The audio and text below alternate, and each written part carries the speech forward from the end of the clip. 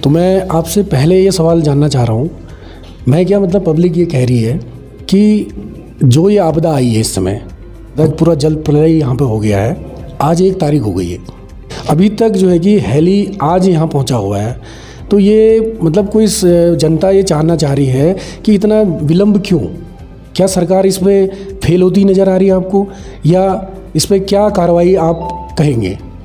देखिए, गोरीछाल इलाके में जो आप बता रहे हैं वो बंगा पानी वाला क्षेत्र जो गोरीछाल केंद्र बिंदु इस समय दिखाई दे रहा है, जो दैवीय आपदा जो बादल फटने का,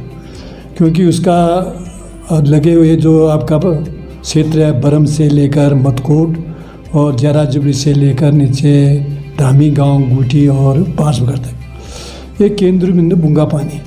इसमें 27 तारीख को जो बादल फटने की घटना उससे आसपास, उससे पहले भी आपके टांगा क्षेत्र में भी घटना हुई थी 18 तारीख को। तब से बिल्कुल सरकार की तरफ से जो है हमारे प्रभारी मंत्री जी भी उस क्षेत्र में आए थे, मैं भी 2 बार चले गया, और जिला प्रशासन बिल्कुल रात दिन क्षेत्र में काम कर रहा है, लोगों को राहत सामग्री उन तक पहुँच रहे हैं। सबसे पहले तो उन लोग जो प्रभावित परिवार हैं उन प्रभावित परिवारों को सुरक्षित स्थान पर बैठाने का काम सरकार कर रही है, और उसके बाद उनको खाद्यान्न की, और उसके अलावा जो है स्वास्थ्य के क्षेत्र में उनको दवाइयाँ उपलब्ध करा रही है। यह हमारी सबसे पहले प्राथमिकता है। उसके बाद जो बारिश कम होने के बाद जो भी होगा उसके बाद उनको कहाँ पर बैठाया जाए, किस क्षेत्र में उनको पुनर्वास किया है, ये सरकार का काम है। सरकार को बिल्कुल इस क्षेत्र पर ज़मीन भी दे रही, काम कर रही है, सरकारी मशीनरी पूरा काम कर रही है। जैसे कि मैं कल ग्राउंड रिपोर्ट करके आया वहाँ पे, तो आपको ये जानकारी मैं देता हूँ कि कम से कम मुझे मोरी पहुँचते हुए 21-22 नालों को मुझे पार करते हुए वहाँ पहुँचना पड़ा। जब मैं वहाँ पहुँचा तो लोगों की स्थिति देख के वहाँ का जो पूरा का पूरा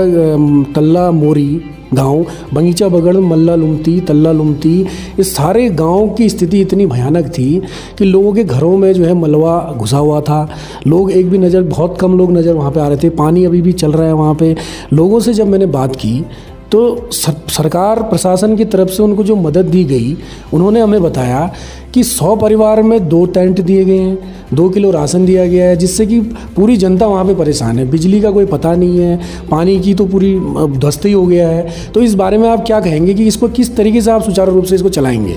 लेकिन निश्चित रूप से जो 2-3 दिन तक लगातार बारिश हुई, बादल फटने की घटना हुई, सारे रास्ते बंद हो गए थे। जब सारे नाली नाले जो उफान पर थे, पुल जाने नदी पार करने के लिए कोई रास्ता था नहीं, तो समय पर उनके सामान जो राहत सामग्री नहीं पहुंच पाई 1-2 दिन तक। अब धीरे धीरे बिल्कुल नदी नाले पर वहाँ पर ट्राली लग गई है, सेना के लोग काम कर रहे हैं, और उनको जो आवश्यक चीज़ें हैं उन तक उपलब्ध पहुँच रही। इस समय वर्तमान समय तक जो रिपोर्ट आ रही वहाँ तक, जिलाधिकारी से भी बात की और वहाँ के उप जिलाधिकारी से और संबंधित जो वहाँ के हमारे विभाग के जो अन्य कर्मचारी लगे उनसे लगातार बात हो रही है, और वहाँ के स्थानीय लोगों से, जनप्रतिनिधियों से भी बात हो रही है, और वो भी लगातार संपर्क में है। पूरी जनता ये जानना चाह रही है PTS न्यूज़ के माध्यम से कि 27 तारीख की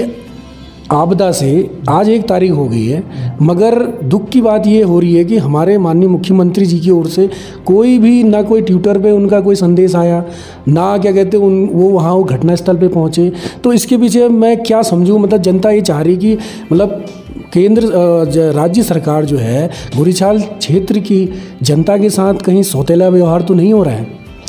देखो, माननीय मुख्यमंत्री जिलाधिकारियों से हम लोगों से लगातार संपर्क में है,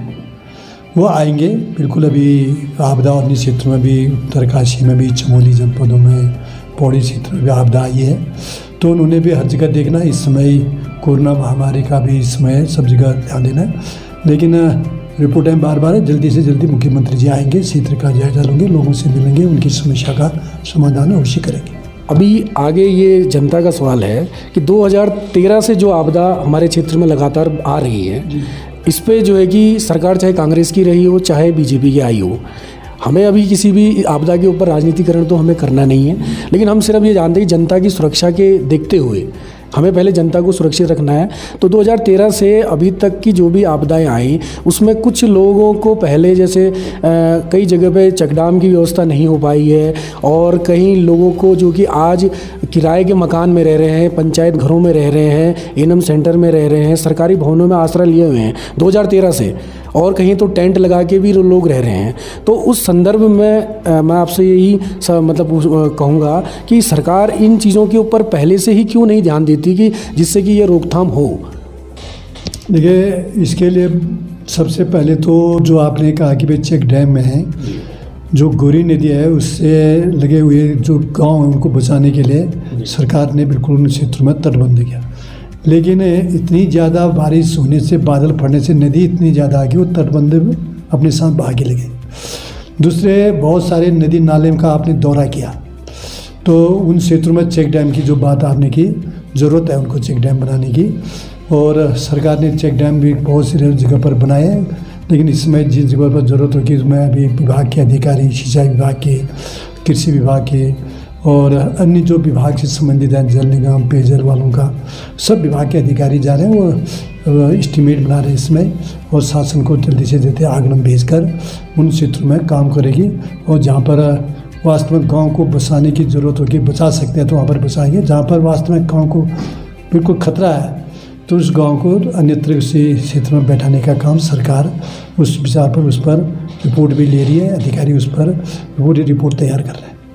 आपसे ये जानना चाह रहा हूँ कि सरकार का क्या कोई रोड मैप है इस तरह का कि आने वाले भविष्य के लिए किस तरीके से उस क्षेत्र को बचाया जाए? इस समय धारचूला विधानसभा क्षेत्र से लगे हुए पूरे धारचूला में भी आपका गोरीचाल, मुंशियार से लगा हुआ तल्लाजार में आपका बांसबगड़, धामी गांव बेल्ट, गुटी बेल्ट में भी कुछ 2-3 आदमी दब गए थे उस क्षेत्र को लेकर। और पूरे प्रदेश में भी इस प्रकार में, चमोली में, उत्तरकाशी में भी घटना वो देखने को मिल रहा है बादल फटने की। तो सरकार का पुनर्वास की जो बात आप कर रहे हैं, सरकार को यह पुनर्वास के लिए सबसे पहले तो उसी ग्राम पंचायत के अंतर्गत कई सुरक्षित स्थान ढूंढने की बात आ रही है जहाँ पर वास्तव में वो सुरक्षित रह सकें। उनके नाम से जो वन भूमि है रिजर्व होता है उसके नाम से ज़मीन कराने की सरकार उस पर पहले भी किया, सरकार ने अभी भी करेगी। यदि उस ग्राम पंचायत के अंदर कहीं नहीं मिली ज़मीन तो उससे अलग है उसी तहसील के अंतर्गत, उस विकास खंड के अंतर्गत ज़मीन ढूंढने का ये सरकार की है। उसके बाद भी नहीं मिले तो कई तराई में भी लोगों का कहना है कि भाई बहुत सारे काम को तराई में, अब तराई में केवल मकान के लिए उनको यदि ज़मीन के लिए,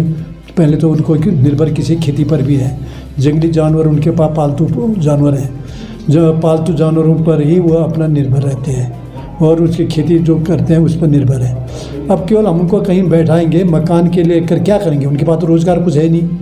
तो उनको लिए उसको ज़मीन भी चाहिए उनके लिए ऐसी जगह ढूंढने। तो उसके लिए पहले तो उसी ग्राम पंचायत के अंतर्गत ज़मीन को पटवारी से निर्देशित किया गया, तहसीलदार भी ढूंढ रहे उसे, उन पर कर रहे हैं काम, युद्ध स्तर पर काम हो रहा है। और उसके बाद नहीं मिलेगा तो भी सरकार के सामने पक्ष रखेंगे कि इनको तराई में कहीं बैठने का सुरक्षित स्थान पर, क्योंकि आए दिन 2002 में भी जो आपदा आई थी उसी क्षेत्र में आई थी, 2013 में भी उसी क्षेत्र में आई, जो आज आप गए जहाँ पर 2020 में भी देख रहे हैं उसी क्षेत्र में है। क्योंकि उस क्षेत्र को एक तो सरकार ये कह रहे कि सरकार का ये कहे कि 24 घंटे तक पता चल जाए। पहले एक डॉपलर रडार है, वो रडार लग जाए तो उससे क्या होता है कि भाई बादल फटने की सूचना मिल सकती है और ओलावृष्टि की ऐसे संभावना जो होती है वो इसकी समय, तो रडार लग जाए तो उससे क्या हो गया, जनहानि बच सकती है, बाकी तो बच नहीं सकता है, केवल जन आज भी सुरक्षित स्थान पर जा सकता है। तो वो लगाने, ऐसे केंद्रों पर लगाने के लिए अभी सरकार उस पर काम कर रही है। एक सवाल और मेरे जहन में बार बार आ रहा है कि क्षेत्रीय विधायक हरीश धामी जी जो कि अपनी जान पे खेल के आप देख रहे हैं वहाँ पे कि परसों ही वो नाले में बह गए अपनी जनता का हाल पूछने के चक्कर में, और वो दिन रात लगे हुए हैं वहाँ पर। तो इस पर मतलब सरकार को, और उन्होंने क्या कहते हैं, इतनी समस्या उनके ऊपर आ गई कि आज हाथ जोड़ के मुख्यमंत्री जी से वो निवेदन कर रहे हैं कि भाई मेरी जनता को बचा लीजिए, और नहीं तो मैं मतलब विधायकी का इस्तीफा देने को भी तैयार हूँ। तो ऐसी नौबत क्यों आ रही है? इसका मतलब कहीं ना कहीं राज्य सरकार फेल होती नज़र आ रही है। इस पर आप क्या कहेंगे? देखिए, विधायक जी का अपना क्षेत्र है, लगे हैं रात दिन लगे, मैं भी देखा उनका, और प्रभावित गांव में रात्रि विश्राम भी कर रहे हैं उनसे मिल रहे हैं और जहाँ जहाँ पर पूरे क्षेत्र में हाथ भी बढ़ा रहे राहत सामग्री में। जहाँ तक उनका सरकार का कहना है, सरकार काम कर रही है।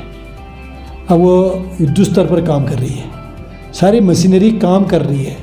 जिला अधिकारी रात दिन काम में लग रहे हैं और यहाँ पर पुलिस अधीक्षक काम कर रहे हैं, उनसे अधीनस्थ नीचे कर्मचारी सारा उपजिलाधिकारी काम कर रहे हैं, संबंधित विभाग के जितने भी कर्मचारी हैं और जो विभाग के हेड ऑफ डिपार्टमेंट सब लोग काम कर रहे हैं। अब थोड़ा विपक्षी का भाई अपना होता है, विपक्ष को भी अपनी राजनीति के हिसाब से कुछ बोलना ही है, तो हाथ जोड़ने की क्या भाई काम कर रहे हैं। ठीक है, मुख्यमंत्री जी आएंगे, उनकी बात सुनेंगे, जो पुनर्वास की बात है बिल्कुल उस पर विचार करेंगे। अभी तो केवल उन लोगों को जो है प्रभावित जो परिवार हैं उनको सुरक्षित स्थानों में बैठाने का काम है, उन तक राहत सामग्री पहुंचाए, उन तक दवाइयाँ पहुंचाए, ये हमारी प्राथमिकता का काम है। इस पर हम काम कर रहे हैं और ये काम हो रहा है युद्ध स्तर पर।